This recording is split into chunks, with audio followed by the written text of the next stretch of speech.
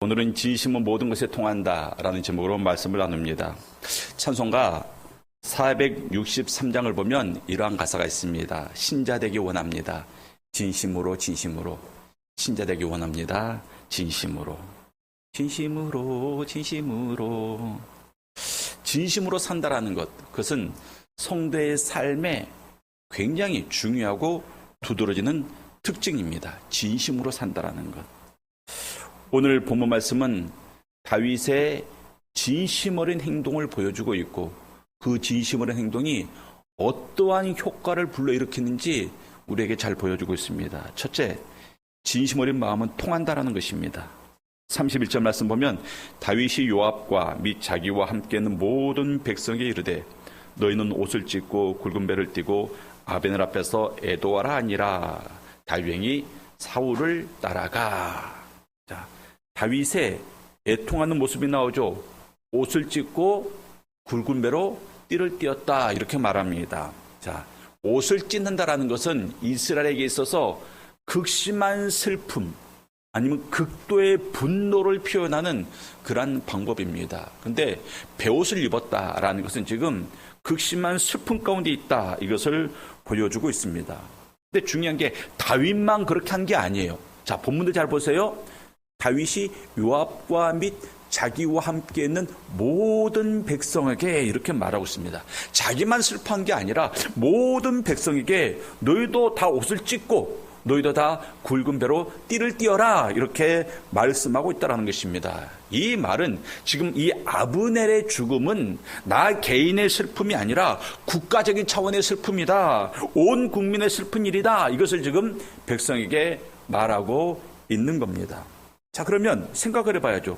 왜 아브넬의 죽음이 온 백성과 국가적인 차원의 슬픔일까? 아브넬은 지금 다윗의 편이 아니었잖아요. 다윗과 적대적인 관계에는 이스라엘의 군대 장관이에요. 그런데 그 이스라엘의 군대 장관의 슬픔을 다윗은 온 국가적인 슬픔으로 지금 승화시키고 있는 겁니다. 그러면 여기서 우리가 알아야 될 것은 아브넬이 어떤 사람이었느냐, 이게 중요한 게 아니라 아브넬이 어떤 일을 하다가 죽었느냐, 그것을 봐야 되는 거예요. 지금 아브넬이 어떤 일을 진행하고 있었습니까? 다윗을 유다와 이스라엘의 통합 왕으로 세우는 그 일을 하고 있었습니다. 국가가 나눠져 있었어요. 국가가 통일되는 일입니다. 그러니까 당연히 이 일은 국가 차원의 일인 거예요. 굉장히 중요한 일인 겁니다. 또한 다윗이 이스라엘의 통합 왕이 되는 것은 근본적으로 누구의 뜻이었습니까? 하나님의 뜻이잖아요. 하나님의 뜻입니다. 그 일을 아브넬이 하고 있었던 거예요. 그 아브넬이 죽은 거예요. 그렇기 때문에 이 아브넬의 죽음은 국가적인 일이었고 영적인 일이었습니다. 그래서 다윗이 모든 백성들로 하여금 다 옷을 찢어라, 다 배로 굵은 띠로 허리를 띄어라, 이렇게 말하고 있습니다. 이 일은 나의 일이고 너의 일이고 우리의 일이다, 이것을 지금 가르쳐주고 있는 것입니다. 여러분 한번 생각을 해보십시오. 우리나라에 어떤 장관이 갑자기 세상을 떠났어요. 그러면 모든 국민이 다 그 장관의 죽음을 애통해하고 슬퍼하겠습니까? 아니에요. 관계된 사람들만 그럴 겁니다. 그냥 그 사람이 죽었구나 하면서 안타까워할 거예요. 안타까워할 겁니다. 그러나 모두가 애도하진 않습니다. 웬만한 유명인들이 죽어서 다 그래요. 웬만큼 공인이 죽어도요, 온 국민이 다 슬퍼하는 일은 별로 없습니다. 그런데 세월호 사건이 났을 때, 또 천안함 사건이 났을 때 전국에 빈소가 설치되었습니다. 그리고 모든 백성들이, 모든 국민들이 그 빈소에 찾아가서 애도하는 일이 있었습니다. 왜냐하면 그 사건이 남의 일 같지 않아서 그래요. 내 일 같고 내 자식들 일 같고 그래서 그런 겁니다. 그래서 어느 개인이나 어느 단체나 어느 지역의 일이 아니라 온 국민의 일이 되었던 것입니다. 그래서 모든 백성들이 애통했던 거예요. 그러니까 지금 다윗은 모든 백성들에게 너희들 옷을 찢어라, 상복을 입어라, 이렇게 함으로 모든 백성들 하여금 애통케 함으로 아브넬의 죽음이 그런 의미가 있는 중요한 사건이다, 이것을 지금 백성들에게 알려주고 있는 겁니다. 그러니까 지금 다윗은 백성들에게 믿음의 교육을 시키고 있는 거예요. 하나님을 섬기는 신앙훈련을 시키고 있는 겁니다. 성경에 보면 이런 말씀이 있습니다. 즐거워하는 자들로 함께 즐거워하고 우는 자들로 함께 울라 그랬습니다. 이게 바로 신앙인의 자세거든요. 즐거워하는 자들로 함께 즐거워하고 우는 자들로 함께 울라. 이 구절에서 초점은 나에게 있는 게 아니죠. 이 구절에서 초점은 상대방에게 있는 겁니다. 내가 슬픔 가운데 있어요. 근데 상대방이 즐거워할 일이 생겼으면 내 슬픔 가운데 젖어서 계속 슬퍼하는 것이 아니라 내 슬픔은 잠깐 접어두고 상대방이 즐거워하고 있는 그 일에 가서 같이 즐거워해 주라, 그 말 하고 있는 겁니다. 나에게 막 기쁜 일이 생겼습니다. 근데 누군가에게 슬픈 일이 생겼어요. 그럼 내가 기쁨 가운데 있었지라도 그 기쁨을 잠시 내려놓고 그 상대방의 슬픈 일에 찾아가서 같이 슬퍼해 주라, 이것을 말씀하고 있는 겁니다. 무슨 말입니까? 내 감정과 내 상황보다 다른 사람의 감정과 상황이 더 중요함으로 말미암아 그 상황 가운데 동참하라, 이것을 지금 우리에게 말하고 있는 겁니다. 이것은 누구에게 가능합니까? 사랑하는 사람들에게만 가능한 거예요. 사랑을 가진 사람들에게서만 이것이 가능합니다. 그들의 삶에 들어가서 그들과 함께하는 것, 이것이 바로 사랑이거든요. 근데 여러분들, 우리의 삶 가운데 누가 들어왔습니까? 예수님이 들어왔잖아요. 예수님이 우리의 삶 가운데 들어오셨습니다. 그리고 우리가 말씀하고 있습니다. 너희도 나처럼 누군가의 삶 가운데 들어가라, 이것을 말씀하고 있는 거예요. 여러분들 주변 한번 살펴보세요. 누가 기뻐하고 있습니까? 누가 슬퍼하고 있습니까? 누가 즐거워하고 있고 또 누가 분노하고 있습니까? 다 가서 물어보세요. 무엇 때문에 아프십니까? 무엇 때문에 기쁘십니까? 그리고 같이 슬퍼하고 같이 아파하고 같이 기뻐해 주라는 겁니다. 이것이 신앙생활이다. 이것을 지금 성경 우리에게 말씀하고 있습니다. 무엇보다도 성도들은 하나님이 기뻐하실 만한 일에 함께 기뻐해야 됩니다. 하나님이 슬퍼하신 만한 일에 함께 슬퍼해야 됩니다. 사람들에게 감정을 맞추는 것도 중요하지만 하나님의 그 뜻에 우리의 감정을 맞추는 것이 더 중요합니다. 그래서 우리는 늘 하나님의 뜻을 살펴야 되고요, 하나님의 뜻을 알아야 됩니다. 그리고 그 뜻에 내 생각뿐만이 아니라 내 감정까지도 온전히 복종시킬 수 있어야 됩니다. 그런데 오늘 본문을 보면 다윗은 슬퍼하는 것뿐만이 아니라 그 슬픔 속에서도 하나님의 정의를 실현하고 있습니다. 31절의 앞부분을 보면 이러한 내용이 있어요. 다윗이 누구와? 요압과. 다윗이 요압과. 자, 이 장례 행렬에 누구를 동참시키고 있느냐? 요압을 동참시키고 있어요. 요압이 누굽니까? 아브넬을 죽인 사람입니다. 가해자예요. 살인자입니다. 그 가해자와 그 살인자를 피해자의 장례식에 동참을 시키고 있는 겁니다. 왜 그랬을까요?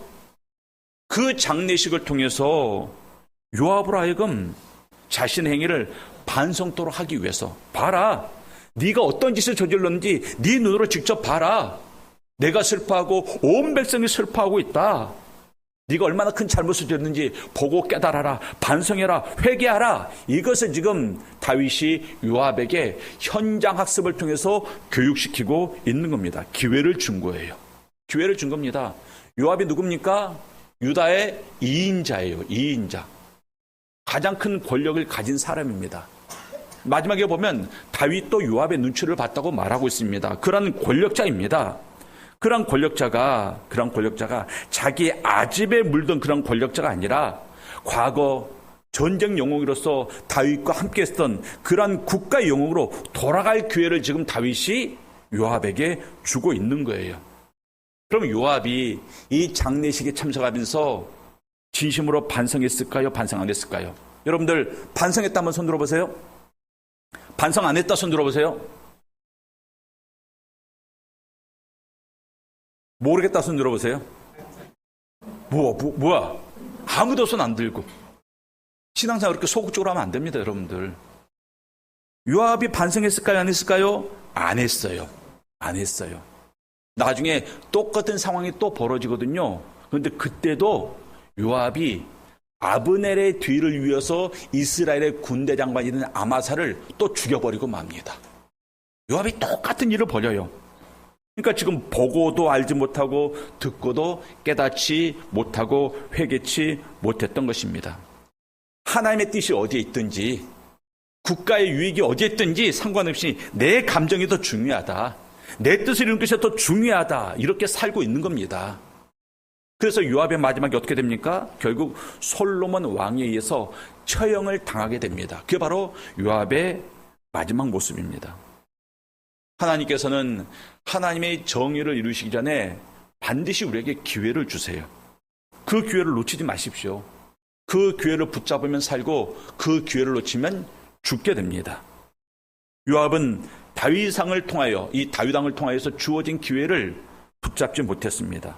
그 기회를 붙잡았으면 국가의 지도자로서 계속 자기의 직무를 감당하게 되고, 그 나이 먹어서 직무를 떠났을 때는 국가의 원로로서 그 사람이 대우를 받았을 것입니다. 그런데 그 기회를 놓침으로 말미암아 어떻게 됩니까? 반역자가 돼요. 그리고 결국 처형을 당하고 말았습니다. 우리에게 축복받을 기회도 중요하고 은혜 받을 기회도 중요합니다. 근데 더 중요한 것은 무엇입니까? 회개할 기회가 가장 중요한 거예요. 회개할 기회를 놓치지 않는 우리 성도님들이 되시기를 바랍니다. 또 32절 말씀을 봅니다. 32절 말씀 보면 아브넬을 헤브론에 장사하고, 자, 헤브론은 유다 나라의 수도입니다. 유다 나라의 수도. 지금 적국의 군대 장관을 우리나라의 수도에 장사를 지는 거예요. 아브넬을 헤브론에 장사하고 아브넬의 무덤에서 왕이 소리를 높여 울고 백성도 다 우니라. 백성이 다 울었어요. 또 34절에서도요 그런 표현이 나와요. 온 백성이 다시 그를 슬퍼하여 우니라. 다윗이 울자 백성들이 따라 울었습니다. 또 다윗이 아브넬을 위해서 애가를 지어 부르니까 그 애가를 듣고 또 백성들이 울고 있습니다. 왕이 시키니까 옷 찢는 거 할 수 있어요. 왕이 시키니까 상복을 입는 것 할 수도 있습니다. 그런데 우는 것은 시킨다고 됩니까? 우는 것은요 시킨다고 안 돼요. 눈물이 나와요, 울죠. 눈물이 나와요, 울죠. 저는 배우들이 연기를 할 때마다 참 대단하다 싶은데, 특별히 우는 연기 잘하는 배우 보면 정말 대단하다 싶어요. 여러분들 생각을 해보십시오. 웃는 연기, 그거 조금만 연습하면 됩니다. 뭐 화내는 연기, 그것은요 연습 안 해도 잘해요. 여기도 화내는 연기 굉장히 잘할 만한 분들이 계세요. 얼굴 표정 보면 지금 막. 근데 우는 연기는요, 이거 연습한다고 되는 게 아닙니다. 눈물이 나와야 하잖아요. 그래서 배우들은 연기할 때 인공 눈물, 가짜 눈물을 넣고 연기한다고 합니다. 근데 어떤 배우들은요, 진짜로 운대요. 진짜로 눈물이 나온대요. TV 프로, 예능 프로에서 어떤 배우를 섭외해가지고 우는 연기를 주문한 적이 있습니다. 그리고 카메라가 그 사람의 얼굴, 눈을 클로즈업해서 보여주고 있어요. 그런데 얼마 안 있다가 정말 그 사람이 눈물을 흘리는 거예요. 눈물을. 그러니까 자기가 연기해야 될 그 슬픔의 상황 가운데 온전히 몰입되니까 눈물이 나오더라는 것입니다. 그래서 울 수 있다는 것은 무엇입니까? 감정이 충분히 공감하고 있다, 이것을 말하는 거예요. 지금 다윗이 우니까 백성들이 다 따라서 울었습니다. 다윗의 슬픔에 모두가 공감하고 있는 거예요. 다윗의 슬픔에 모든 백성들이 슬퍼하고 있는 것입니다. 왕도 울고 신하들도 울고 백성들도 울고. 그래서 이 장례식이 정말 진심 어린 장례식이구나, 진심 어린 슬픔이 있는 그러한 장례식이구나 라는 것을 지금 보여주고 있는 겁니다. 어떻게 백성들이 다윗과 한마음으로 슬퍼할 수 있었을까? 그것은 다윗의 슬픔이 진심이었기 때문에 그래요. 다윗이 외식적으로 슬퍼하거나 어떤 정치적인 목적으로 슬퍼한 게 아니라 다윗은 진심으로 슬퍼했기 때문에 그 다윗의 진심에 백성들의 마음이 감동하여서 같이 슬퍼할 수가 있었던 것입니다. 성경에 보면 하나님께서 우리의 마음을 감찰하신다, 그런 말씀이 있습니다. 우리의 마음을 감찰하신대요. 그 말은 우리의 진심을 살피고 있다, 이것을 말합니다. 우리가 아무리 겉으로 거짓으로 무엇인가를 드러낼지라도 우리의 마음을 살피고 있다는 것입니다. 우리의 진심을 살피고 있다는 것입니다. 지금 다윗은 아브넬의 이 죽음과 그의 장례를 치르는 모든 과정을 통해서 자신의 진심을 드러내고 있습니다. 그리고 그 진심이 백성들에게 통했습니다. 백성들에게 그 진심이 통하니까 백성들이 같이 슬퍼하는 거예요. 그리고 또 보면 또한 기뻐한다고 성경이 말하고 있습니다. 우리 35절, 36절을 한번 읽겠습니다. 35절, 36절. 제가 먼저 읽겠습니다. 석양의 뭇 백성이 나와 다윗에게 음식을 권하니 다윗이 맹세하여 이르되 만일 내가 해 지기 전에 떡이나 다른 모든 것을 맛보면 하나님이 내게 벌 위에 벌을 내리심이 마땅하니라 하매 온 백성이 보고 기뻐하며 왕이 무슨 일을 하든지 무리가 다 기뻐하므로. 자, 다윗이 아마도 하루 종일 아무것도 못 먹은 것 같아요. 그러자 뭇 백성이 나와 여러 백성들이 나와가지고 다윗에게 음식 먹기를 권하고 있습니다. 이스라엘 장례식은 자연식을 치르고 나서 함께 음식을 나눠 먹거든요. 그래서 지금 다윗에게 음식을 권하고 있습니다. 그러자 다윗 왕이 이렇게 말합니다. 내가 해 지기 전이라는 것은 내가 오늘 하루 온전히 내가 금식을 하겠다 그 말입니다. 이스라엘은 해가 질 때 하루가 시작하고 해가 질 때 하루가 끝나요. 그러니까 우리가 보면 한 저녁 6시, 7시 정도에 하루가 끝나고 또 하루가 시작이 되는 겁니다. 우리는 밤 12시에 끝나고 시작하잖아요. 근데 이스라엘은 저녁에 끝나고 저녁이 시작됩니다. 그러니까 내가 해 지기 전에 이 말은 내가 오늘 하루 온종일 내가 온전한 금식을 하겠다 이 말을 하고 있는 겁니다. 내가 만약 이 금식을 깨면 어떤 일이 있다고요? 하나님에게 벌 위에 벌을 내리심이 마땅하니라. 지금 백성들 앞에서 금식을 선포하고 금식을 맹세하고 있습니다. 우리도 장례식에 종종 가요. 장례식 가면 먼저 조문을 드리죠. 그리고 모여서 예배를 드리죠. 그 다음에 뭐 합니까? 다 같이 둘러앉아서 뭐 하죠? 그렇죠. 음식을 먹죠. 장례식 가서 음식을 같이 먹어주는 것도 하나의 굉장히 중요한 애도의 방법입니다. 그래서 다윗에게도 음식을 권했는데 다윗은 먹지 않아요. 근데 지금만 그랬습니까? 아니에요. 다윗이 앞서 사울과 요나단이 죽었을 때도 그때도 다윗이 온전히 금식했다 그 말이 나와요. 그러니까 다윗은 사람들이 죽었을 때 그 다윗의 애도하는 방법은 무엇입니까? 금식하는 겁니다. 금식함으로 자기의 그 진심한 슬픔, 진실 어린 슬픔을 드러내고 있는 겁니다. 그런데 그 모습을 보고 백성들이 어땠다고요? 기뻐했다고 말하고 있습니다. 다윗이 음식을 먹지 않는 그 금식하는 모습을 보고 기뻐했다고 말하고 있습니다. 왜냐하면 왕에 대한 오해가 풀렸거든요. 아브넬의 죽음을 진심으로 애도하는 다윗의 행동을 본 백성들이 이제와 아브넬이 죽은 것이 다윗이 요압과 결탁해가지고 그렇게 죽이고 자기가 아닌 것처럼 슬퍼하면서 어떤 수를 꾸미고 있구나가 아니라 정말 다윗은 이 일과 무관하구나, 정말 다윗은 아브넬의 죽음을 슬퍼하고 있구나 하면서 그 의혹이 풀렸던 것입니다. 의혹이 풀리니까 그동안 다윗에게 품었던 그런 의심했던 마음들이 순식간에 바뀌어가지고 다윗에 대한 신뢰와 호의로 바뀌게 됩니다. 그래서 백성들이 기뻐했던 것입니다.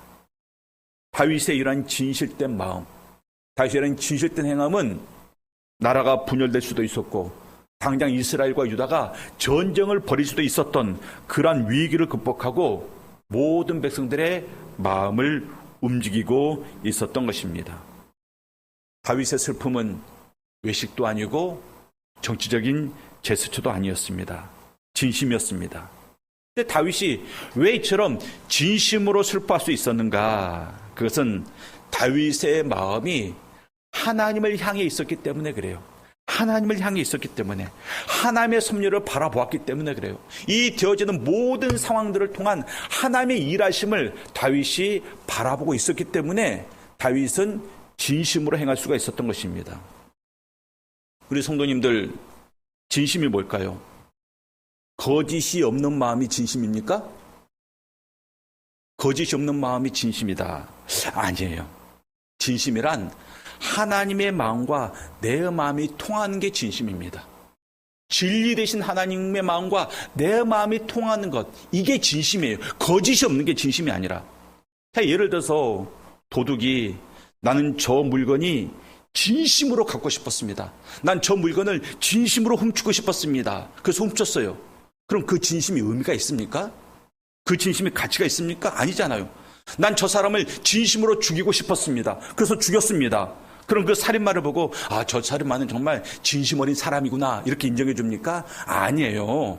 거짓 없는 마음이 진심이 아니라는 것입니다. 진심은 무엇입니까? 진리 대신 우리 예수님의 마음에 가까워지는 것, 그게 바로 진심인 거예요. 그게 바로 진심인 겁니다. 그러니까 우리가 뭐 말할 때 종종 이런 말할 때가 있습니다. 누가 막 다투거나 뭐 갈등 가운데 이럽니다. 내가 거짓말했어? 내가 없는 말 했어? 예, 맞아요. 있는 말 했습니다. 사실 얘기했습니다. 그거 진심 아니에요. 그거 하나님께서 기뻐하시는 거 아닙니다. 왜? 사실을 말했지만 어떤 목적으로 말했느냐, 그것을 알고 있기 때문에 그래요. 그러니까 진심은 뭐라고요? 거짓이 없는 게 진심이 아니라 진리 대신 주님의 마음에 가까워지는 것, 그 주님의 마음과 연결되는 것, 이것이 바로 진심입니다. 그래서 우리 영속교회 성도님들은 이런 진심 어린 마음으로 우리의 삶을 살아갈 수가 있어야 됩니다. 세 번째로, 하나가 통하면 모든 것이 다 통합니다. 자, 그 기쁨이 확산이 되는데 보세요. 36절을 다시 봅니다. 우리 36절을 다시 봅니다. 자, 다 같이 36절을 함께 읽겠습니다. 시작. 온 백성이 보고 기뻐하며 왕이 무슨 일을 하든지 무리가 다 기뻐하므로. 자, 처음에는 왕의 슬픔이 진심이었구나 하면서 그것을 알고 깨닫고 기뻐했어요. 그런데 36절 하반절을 보세요. 이제는 왕이 무슨 일을 하든지 무리가 다 기뻐함으로 그랬습니다. 무슨 일을 하든지. 우리의 감정이 그래요. 우리의 감정이 그렇습니다. 감정은요, 확산이 되고 전염이 됩니다. 어떤 사람에 대해서 미운 감정을 가지고 있을 때 그 감정을 계속 품고 있으면 그 미움의 감정이 점점 더 커져요. 또 그 감정을 누군가에 나누면 그 미움의 감정이 확산이 됩니다. 그래서 나중에 막 죽이고 싶을 동안 미워져요. 죽이고 싶을 동안 미워집니다. 제가 군대 있을 때 그랬거든요. 누군가가 정말 미웠어요. 정말 미웠습니다. 그랬더니 제가 무슨 계획을 세웠다고요? 전에만 말씀드렸잖아요. 어떻게 완전 범죄를 저지를 수 있을까? 어떻게 저 사람을 완전 범죄로 죽일 수 있을까? 그 계획을 제가 세우고 있더라고요, 군대에서. 그러니까 미움의 감정이 확산이 되면 이렇게 됩니다. 미움의 감정이 커지면요, 이렇게 되는 거예요. 마찬가지로 미움의 감정뿐만이 아니라 또 좋은 감정도 마찬가지예요. 좋은 감정도 계속 품고 있으면 더 좋아집니다. 더 좋아지는 거예요. 그리고 그 감정을 누구에게 나올 때 그 감정이 확산이 됩니다. 감정의 특징이 그래요. 점점 커져가고 확산이 되어집니다. 그래서 감정은 두 개 뚫린 구멍과 굉장히 같아요. 자, 여러분들, 두 개 작은 구멍이 뚫리면 어떻게 될까요? 그 작은 구멍을 통해서 물이 새어나오죠. 근데 여러분들, 구멍이 클 때보다 구멍이 작을 때 물줄기가 더 셀까요? 작을까요? 물질이 더 세요. 구멍이 작을 때 물길이 더 셉니다. 물줄기가 더 세게 나와요. 물줄기가 세게 나오면 그 구멍의 주변에는 흙과 돌들이 같이 딸려 나옵니다. 그러면서 구멍이 점점 어떻게 되죠? 더 커져요. 점점 더 커집니다. 그러다가 시간이 지나면 그 둑이 무너지게 됩니다. 우리의 감정이 그래요. 감정은 두 개 난 구멍과 같아요. 그래서 어떤 감정이든지 묵상하면 그 감정이 점점 더 커집니다. 그리고 그 묵상이 계속되면 결국 그 감정이 내 몸을 지배하게 됩니다. 그 감정에 따라서 움직이게 되더라는 것입니다. 그러니까 우리가 어떤 감정을 품어야 되는가? 좋은 감정을 품고 살아야 돼요.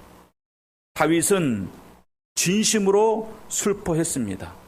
그래서 백성들이 다윗과 함께 슬퍼하고 또 기뻐하고 그것으로 그치는 게 아니라 이제는 다윗의 모든 것을 다 기뻐하니라.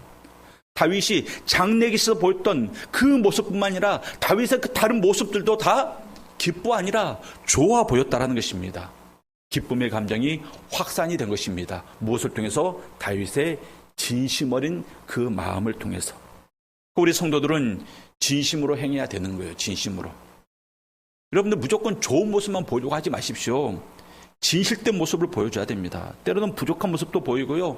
때로는 약한 모습도 보일 수 있어야 됩니다. 그래야 더 신뢰감이 생겨요. 항상 좋은 것으로 나를 포장하고 살면요, 좋은 것 같은데 뭔가 거리감이 생깁니다. 때로는 나의 약한 모습도 보일 수 있어야 됩니다. 우리가 다 인간인데 어떻게 약점이 없겠습니까?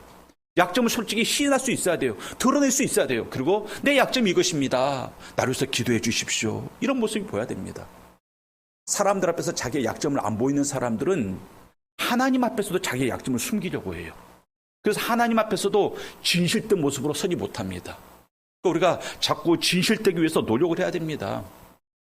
여러분들, 우리 여성분들 화장도요, 정도껏 하세요. 정도껏. 그러니까 적당히 하셔야지 자기의 그 원판을 완전히 바꿀 정도로 하는 거 그건 진실일 거 아니에요.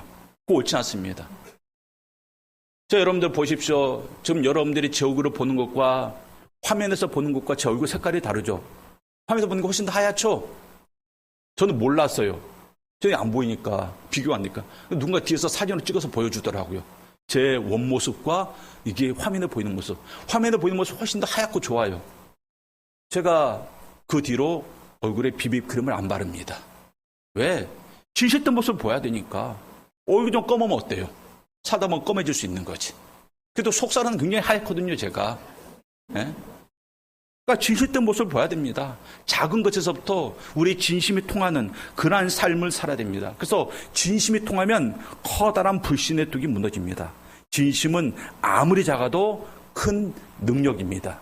우리 성도님들이 그런 진심 어린 그런 삶이 여러분들의 삶 가운데 정말 큰 능력으로 드러나는 그런 성도님들이 되시기를 바랍니다. 마지막으로 다윗은 진심으로 겸손한 자였습니다. 첫째는 진심으로 슬퍼했는데 지금은 진심으로 겸손해하고 있습니다. 39절 말씀 보면 내가 기름 부음을 받은 왕이 되었으나 오늘 약하여서 수루야의 아들인 이 사람들을 제어하기가 너무 어려우니 여호와는 악행한 자에게 그 악한 대로 갚으실지로다 하니라. 자, 다윗이 말하고 있습니다. 내가 왕이 되었으나 오늘 약하여서. 다윗이 자기의 약함을 백성들 앞에서 드러내고 있습니다. 사람은요, 높은 위치에 오르면 왕도 마찬가지고 대통령도 마찬가지고 자기의 약함이나 자기의 부족함을 인정 안 하려고 합니다. 거의 인정하지 않아요. 근데 다윗은 자기의 약함을 솔직하게 고백하고 있습니다. 무슨 말입니까? 겸손한 지도자입니다. 겸손한 지도자. 여기서 중요한 것은 그 겸손함이 어떻게 드러나느냐 하는 거예요. 우린 다 겸손합니다. 근데 그 겸손함이 어떻게 드러나느냐? 어떻게 드러나느냐? 다윗이 자기의 약함을 고백한 후에 뭐라고 말하고 있습니까? 39절 하반절을 봤더니 여호와는 악행한 자에게 그 악한 대로 갚으실지로다. 여호와는 악행한 자에게 그 악한 대로 갚으실지로다. 이게 뭐예요? 하나님께 구하고 있는 겁니다. 하나님께 구하고 있는 거예요. 이게 바로 겸손함의 핵심입니다. 진정한 겸손한 자의 모습이 바로 이거예요. 내가 부족하니 하나님께서 도와주시옵소서. 다윗은 지금 자기의 약함을 솔직하게 드러난 다음에 하나님께 구하고 있잖아요. 나는 약해 살 수 없습니다. 하나님께서 이루어 주시옵소서. 그래서 진정한 겸손은 반드시 무엇과 연결이 될까요? 반드시 기도와 연결이 돼요. 겸손한 자는 반드시 하나님께 기도하게 되어 있습니다. 내 힘으로 안 됩니다. 내 뜻대로 안 됩니다. 나에게 능력이 없습니다. 나에게 자격이 없습니다. 하나님께서 이 일을 이루어 주시옵소서. 이게 바로 진정한 겸손한 자의 모습이 되는 겁니다. 우리 사랑하는 성도님들, 여러분 이 땅을 살아가면서 우리가 진실되게 살아야 됩니다. 진심은 통해요. 진심은 통합니다. 그 진심은 사람들의 마음을 움직이고 무엇보다도 하나님의 마음을 움직입니다. 그래서 우리 성도님의 삶 가운데 그 진심이 매 순간순간 드러나고 그 진심이 우리 성도님의 삶에 큰 은혜와 큰 축복의 유가 되시기를 주님의 이름으로 축원합니다. 기도하겠습니다. 우리 다 같이 한번 통성으로 기도하겠습니다. 하나님 아버지, 내 삶이 정말 진실한 가운데 이루어지게 하여 주시옵소서. 거짓됨으로 외식됨으로 살아가는 존재가 아니라 진실되게 우리의 삶을 하나님께 올려드리게 하여 주시옵소서. 다시 한번 기도하겠습니다. 하나님 아버지, 은혜를 감사합니다. 하나님 아버지, 우리의 성들의 삶이 진실된 가운데 이루어지게 하여 주시옵소서. 하나님 아버지, 거짓된 모습으로 외식된 모습으로 우리를 치장하지 말게 하여 주시옵시고, 사람들 앞에서나 하나님 앞에서 진실된 모습으로 살아가는 우리 성도들 되게 하여 주시옵소서. 하나님 아버지, 거짓이 없는 게 진심이 아니라 진실된 하나님의 마음에 가까워지는 것이 진심입니다. 하나님 아버지, 날마다 하나님을 바라보게 하시고 하나님의 뜻을 구하게 하시고 그 하나님의 뜻에 내 뜻을 복종시킴으로 말미암아 하나님 우리의 모든 삶을 통해서 진심이 드러나게 하시고 그 진심 어린 삶을 통해서 하나님의 뜻을 이루어가는 우리 교회 성도들 다 되게 하여 주시옵소서. 하나님 아버지 은혜를 감사합니다. 다윗은 아브넬의 그 죽음 가운데 진심으로 애통해하고 있습니다. 진심으로 겸손함을 드러내고 있습니다. 그리고 그 다윗의 진심이 백성들의 마음과 통했습니다. 그래서 모든 백성들이 함께 슬퍼했고 또 기뻐했다고 말하고 있습니다.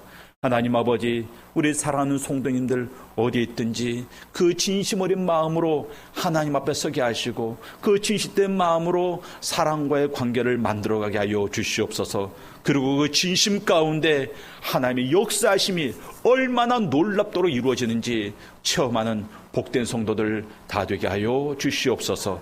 감사합니다. 예수님 이름으로 기도합니다. 아멘.